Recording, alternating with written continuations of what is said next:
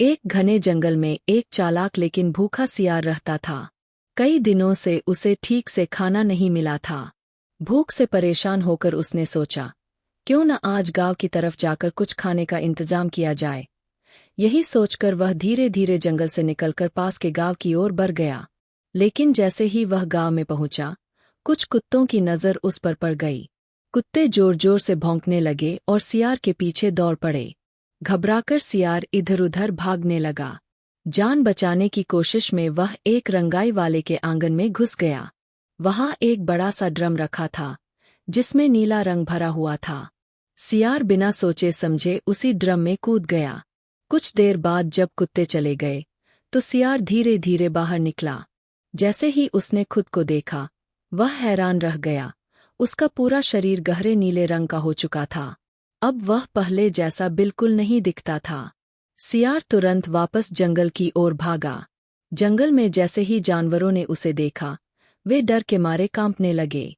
किसी ने भी ऐसा अजीब रंग का जानवर पहले कभी नहीं देखा था। सब सोचने लगे कि यह कोई दिव्य या खतरनाक प्राणी है। तभी सियार के मन में एक चालाक विचार आया। वह ऊंची चट्टान पर चढ़कर गरजती आवाज में बोला, डरो मत, मैं भगवान द्वारा भेजा गया विशेष प्राणी हूँ। मुझे इस जंगल का राजा बनाकर भेजा गया है, ताकि मैं तुम सबकी रक्षा कर सकूं। डरे हुए जानवरों ने उसकी बात मान ली। शेर, बाघ, हाथी, सब उसके सामने सिर झुकाने लगे। अब सियार राजा बन गया। उसे हर दिन स्वादिष्ट भोजन मिलने लगा और वह आराम की जिंदगी जीने लगा। लेकिन एक दिन, जब सब कुछ ठीक चल रहा था, तभी दूर से सियारों के झुंड की हुआ की आवाज सुनाई दी। यह आवाज सुनते ही नीला सियार अपनी असली पहचान भूल गया। उसका स्वभाव जाग उठा और वह भी जोर जोर से हुआ करने लगा। बस यही उसकी सबसे बड़ी गलती थी।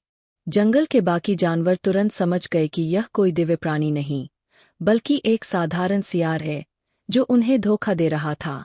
वे बहुत गुस्सा हो गए। शेर और बाघ उस पर टूट पड़े और कुछ ही क्षणों में उसकी कहानी खत्म हो गई।